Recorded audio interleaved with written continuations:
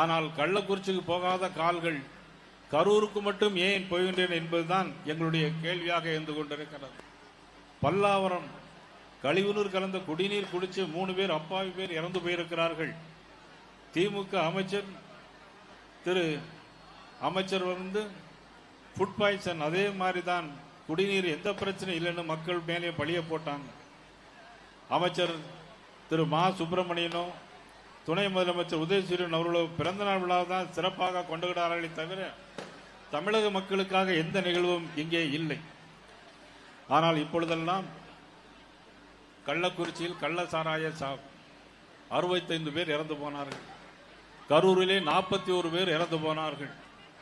ஆனால் கள்ளக்குறிச்சிக்கு போகாத கால்கள் கரூருக்கு மட்டும் ஏன் போகின்றன என்பதுதான் எங்களுடைய கேள்வியாக இருந்து கொண்டிருக்கிறது. கரூரில் நடந்த சம்பவத்திற்கு இரவோடு இரவாக முதலமைச்சர் இரவோடு இரவாக வந்தார்கள்.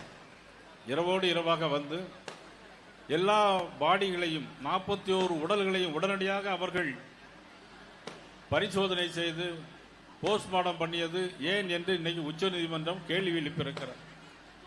அது மட்டுமல்ல, ஒவ்வொரு பிரச்சனைகளுக்கும் தமிழக பிரச்சனைகள் ஒவ்வொரு பிரச்சனைகளுக்கும் இன்றைக்கு தமிழகத்தில் தமிழக அரசு பதில் சொல்லியாக வேண்டிய ஒரு சூழ்நிலை இருந்து கொண்டிருக்கிறது.